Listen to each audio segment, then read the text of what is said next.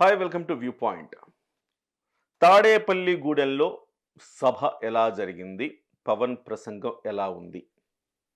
ఈ అంశం చాలామంది అంటే అక్కడ చూసిన తర్వాత కూడా విశ్లేషణ కోసం ఎదురు చూస్తూ చాలామంది ఉంటారు. వాళ్ళందరి కోసం ఒక విశ్లేషణ. ఓవరాల్‌గా సభ సూపర్ డూపర్ సక్సెస్ అని చెప్పాలి. ఇందులో పవన్ కళ్యాణే హైలైట్. సహజంగా ఏం జరుగుతుంది సభ అంటే ఎవరైతే టాప్ ప్రయారిటీ ఉంటారో వాళ్ళు చివరిలో మాట్లాడతారు. ఒక ఆడియో ఫంక్షన్‌కెళ్ళాము. ఆడియో ఫంక్షన్‌లో ఎవరైతే టాప్ ప్రయారిటీ ఉంటారో వాళ్ళు చివర మాట్లాడతారు. ఒక రాజకీయ సభకెళ్ళాం. ఎవరైతే టాప్ ప్రయారిటీ ఉంటదో వాళ్ళు చివర మాట్లాడతారు.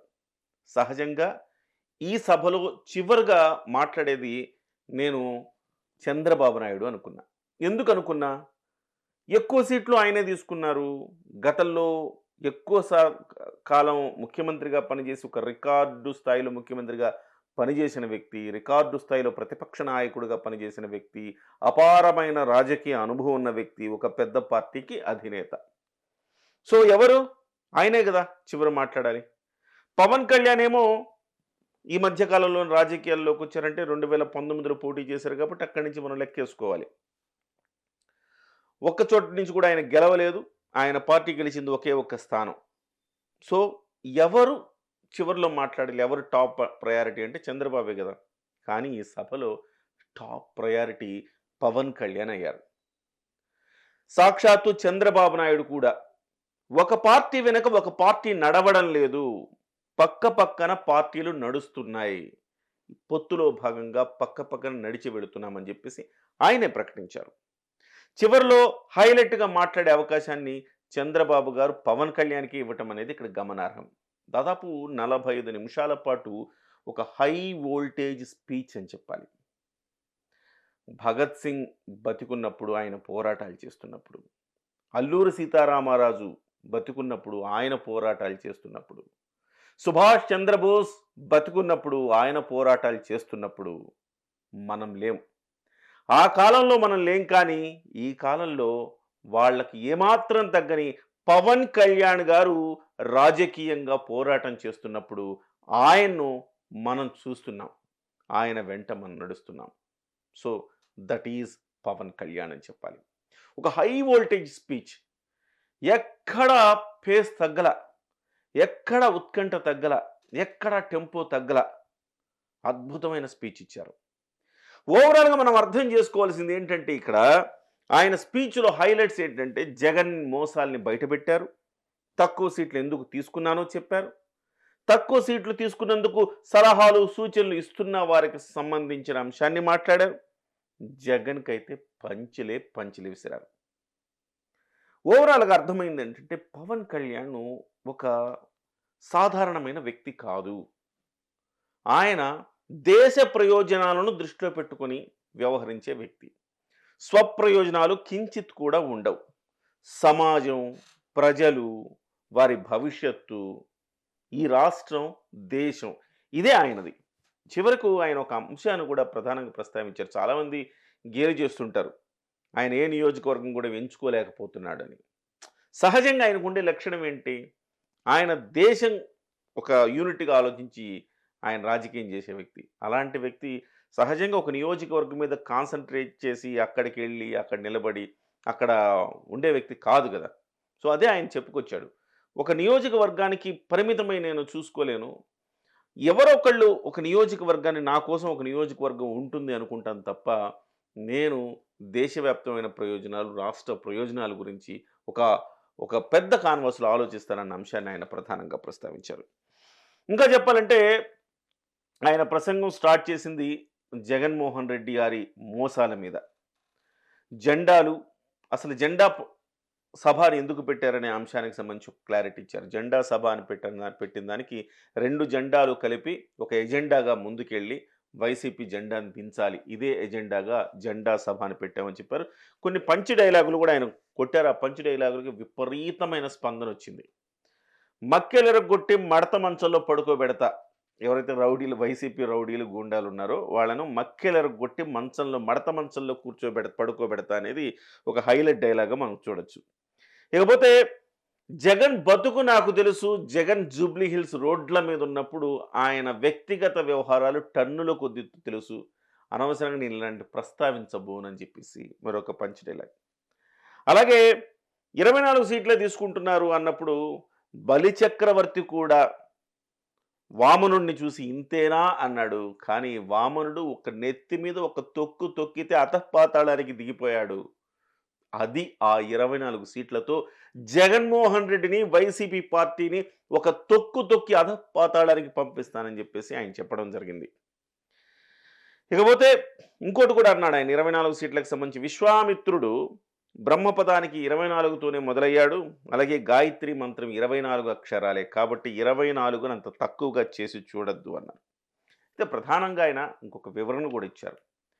24 చోట్ల మాత్రమే పోటీ చేస్తున్నాము, ఎక్కువ చోట్ల చేయట్లేదంటే, ఎక్కువ చోట్ల చేయటానికి వేల కోట్లు జగన్మోహన్ రెడ్డి గారిలా దోచేసిన వేల కోట్లు లేవు. తెలుగుదేశం పార్టీలాగా 40 ఏళ్ల పాటు పార్టీ నిర్మాణము లేదు. కాబట్టి నాకు తప్పలేదు 24 సీట్లే. నా బలమేంటో తెలుసు, నా బలహీనత ఏంటో తెలుసు. కాబట్టి 24 సీట్లకే పరిమితమవుతున్నాను అని చెప్పారు. అదే సమయంలో సలహాలు, సూచనలు ఇచ్చేవారు అవి మానండి. నా వెనుక నడవండి. యుద్ధం చేసేవారు మాత్రమే నాతో రండి. సలహాలు, సూచనలు ఇచ్చేవాళ్ళు పక్కకు తప్పుకోండి అన్నారు. ఇకపోతే ఆయన కొంత కోపము, ఆవేదన కనిపించింది. అంటే జగన్మోహన్ రెడ్డి గారు సొంత బాబాయినే చంపి అది గుండెపోటుగా చిత్రీకరించారు. అలాగే సొంత చెల్లిని గోడకేసి కొట్టాడు. అలాంటి ఒక అరాచకమైన వ్యక్తితో నేను పోరాడుతున్నాను. ఈ విషయాన్ని మీకు తెలుసా? అలాంటి ఒక భయంకరమైన రాక్షసుడితో నేను పోరాడుతున్నాను. అలాంటప్పుడు ఈసారి గెలుపు ఎంత ముఖ్యమో అనేది మీకు తెలుసా? నా సైడ్ నుంచి వచ్చి మీరు ఆలోచించండి. ఎలాంటి వ్యక్తులతో పోరాడుతున్నామా అన్న అంశాన్ని ఆయన ప్రధానంగా ప్రస్తావించారు. ఇంకోటి ఏంటంటే పోల్ మేనేజ్మెంట్ కావచ్చు, లేకపోతే ఆర్గనైజేషన్ బలం కావచ్చు, అవి లేవు మనకి తగినంతగా. అందుకే కొన్ని చోట్ల మాత్రమే తీసుకోవాల్సి వచ్చింది అనేది ప్రధానంగా వివరణ ఇచ్చారు.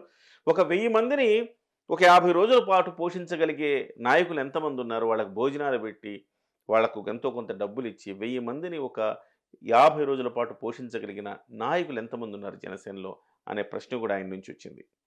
ఇంకొక కీలకమైన ఆవేదన ఆయన వ్యక్తం చేశారు. వాస్తవానికి ఇది చాలామంది ఆలోచించాల్సిన అంశం ఉంది.